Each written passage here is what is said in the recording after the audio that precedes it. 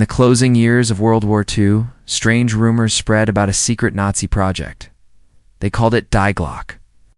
In English, that means the bell, a weapon, a machine, or something stranger.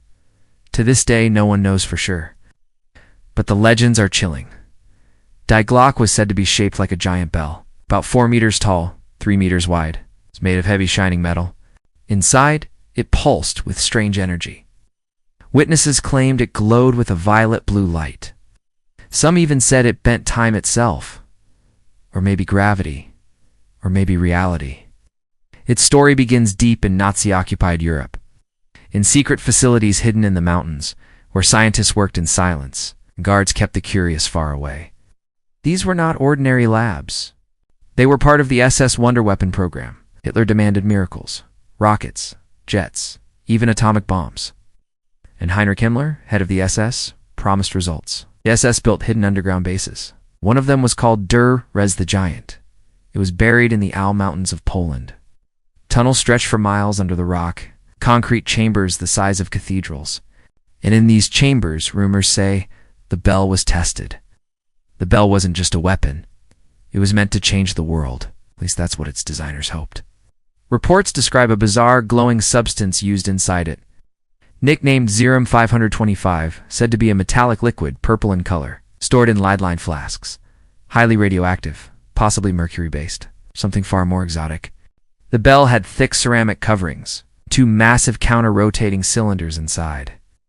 When powered up, they spun at terrifying speeds. Serum 525 was pumped into the device.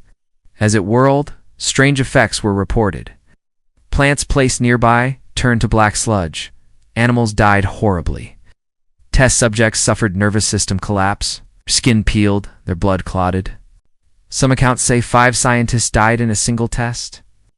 But the SS pushed forward because they believed the bell was more than science.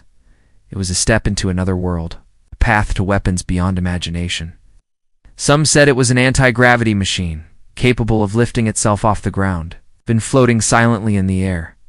Others whispered it bent time, that when the bell rang, clocks stopped, that people near it aged rapidly or vanished altogether. A time machine built in 1944? It sounds like science fiction, but to the Nazis, it was serious business. A Polish resistance spy reported seeing strange lights shooting out of the Al Mountains. Locals told of livestock dying mysteriously, and of soldiers warning them never to ask questions. When the Soviets advanced in 1945, the bell was gone. Along with its scientists, vanished. Not a trace left behind. No blueprints, no equipment, no records, only whispers. One man brought the story to the world. His name was Igor Witkowski, Polish journalist and historian. In the 1990s, he claimed he had seen secret transcripts. They described SS officer Jakob Sporenberg's testimony. Sporenberg was a war criminal captured by the Allies, and in his interrogation, he described the bell. He said scientists had been executed to protect the secret, shot by the SS so they couldn't talk. Their graves lost to history. The bell, Sporenberg said, was loaded onto a transport, taken away in the final days of the war, perhaps to South America, perhaps to Antarctica, or perhaps to America itself. Did the Allies capture it? Did the Soviets? Or did it sink into myth? No one can say for sure. But after Witkowski's story spread, others came forward. Books and documentaries spread the tale worldwide. The bell became a symbol of Nazi obsession, a weapon too strange to be real yet too eerie to ignore. And this was only the beginning of its legend. After the war, the bell became more than a rumor. It became a mystery that invited wild theories. And none were stranger than the anti-gravity claims. Some researchers argued the bell was linked to Nazi UFOs, yes, flying saucers. In post-war Europe, strange disc-shaped aircraft were reported. Some believed they were Nazi prototypes, but the bell's technology had been applied to them. Its counter-rotating cylinders could, in theory, warp gravity, lift the machine, defy physics as we know it. The Nazis called some of these projects Haunebu or Vril, futuristic saucer-like craft. Drawings showed sleek discs with cockpits. Were they real or pure fantasy? Historians remain divided, but the bell is often tied to them.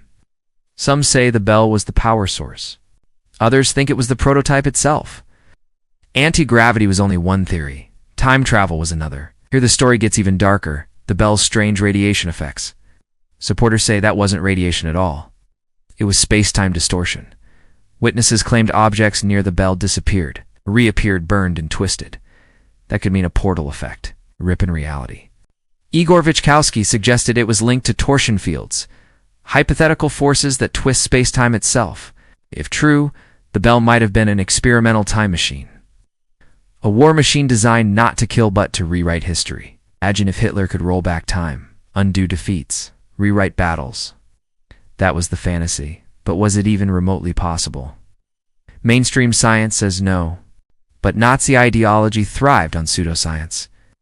Himmler himself was obsessed with the occult. The SS studied ancient runes and myths. They hunted for relics like the Holy Grail. They mixed mysticism with technology. The bell fits perfectly into that strange worldview. If it existed, it was both machine and myth, a weapon and a talisman. And when the war ended, it disappeared. Leading to the third theory, escape. Where did the bell go? Some believe it was taken to South America. Many Nazis fled there after 1945. Argentina, Brazil, Chile safe havens. The bell too might have gone with them, hidden in remote jungles, waiting for a new Reich to rise. Others tie the bell to Antarctica. Nazi expeditions had explored there before the war. Rumors spread of secret bases under the ice. In the 1940s, U.S. Admiral Byrd led Operation High Jump, officially a research mission. Unofficially, some believe it was a battle. Against what? Against hidden Nazi technology. Even against the bell itself. Of course, skeptics laugh at this. They say the bell never existed. It was Cold War myth-making, a mix of Soviet rumors and sci-fi paranoia. But there's one more theory, that the bell was taken to the United States as part of Operation Paperclip. After the war, America recruited Nazi scientists. Hundreds were brought to U.S. soil to work on rockets, aircraft, and nuclear projects. Wernher von Braun, for example. He built the Saturn V rocket, the one that took astronauts to the moon. Could the bell's creators have been among them? Could its technology have seeded the U.S. space program? Some researchers think so. They note strange parallels, ideas that seem decades ahead of their time. A violet glowing machine in 1944, disc-shaped craft in post-war sightings. Did the bell live on in America's secret labs? If so, where is it now? Hidden in an Air Force hangar? It's buried in a vault like the Ark in Indiana Jones? Or quietly dismantled, its dangers too great to risk? You may never know.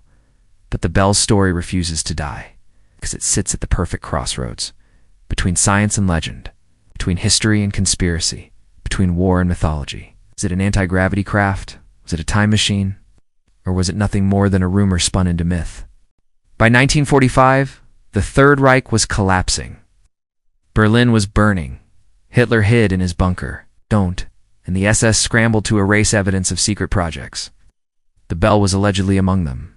According to some accounts, it was dismantled, or hidden deep in the Sudeten Mountains, along with gold, art, and stolen archives. Others say it was destroyed outright. It's too dangerous to fall into Allied hands. Witnesses claimed 7 scientists working on it were executed, their bodies buried near the test site.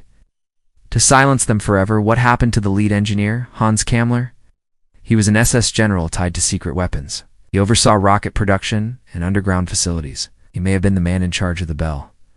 But Kammler disappeared in 1945. Official Nazi records say he died. But no body was ever found. Some believe he surrendered to the U.S. and traded the bell for his freedom. Others say the Soviets captured him instead. Both nations would have craved the technology. Imagine the prize. A weapon that defied physics. A machine whispered to bend time and gravity. If true, Kammler's fate is tied to its fate. And both remain unresolved. The cancellation of the project was inevitable. Germany had no resources left. Its cities were rubble. Its armies were broken. And the Reich's obsession with miracle weapons was too little, too late. Yet the bell lived on. In stories told by surviving Nazis, in rumors spread by locals near Wenceslas mine, and in Cold War propaganda, because myths have power long after war's end. Igor Witkowski's 2000 book revived the legend. He based it on alleged Polish intelligence files, and suddenly the bell was famous again. It jumped from obscure rumor to global mystery. Documentaries featured it. Conspiracy forums embraced it. UFO researchers tied it to saucer sightings. Science fiction authors used it as inspiration. Even video games featured the bell as a Nazi superweapon. It became more than history, it became pop culture. That doesn't mean it was real. Mainstream historians are skeptical. They argue no physical evidence exists. No schematics. No surviving parts. No verifiable witnesses. It's just rumors and secondhand accounts. And a heavy dose of Cold War paranoia. Yet some anomalies remain. Radiation in areas near Wenceslas mine. Strange wartime documents that hint at Die Glocke, and the enduring mystery of Hans Kammler. Enough fragments to keep the story alive. Enough ambiguity to invite belief. Enough drama to inspire countless retellings. Why does the bell endure? Because it embodies humanity's fascination with forbidden knowledge. The dream of bending the laws of nature, reaching beyond what's possible, and the fear of what happens when we try. It also fits into a larger pattern. The Nazis pursued many strange projects, from occult rituals to space-age rockets, from sun guns to earthquake machines. Some were real, others pure fantasy. The bell sits in the gray space between, symbol of ambition, arrogance, and obsession, and perhaps a story seeded intentionally, to confuse, to distract, to mislead. Could it have been disinformation? A story invented to muddy Allied intelligence? Or a Soviet myth planted during the Cold War? Both are possible. Disinformation was a weapon in itself. Myths can be as effective as bombs. And the bell might be one of the most successful. Still, some researchers refuse to dismiss it. They keep searching the mine shafts. They test soil for anomalies.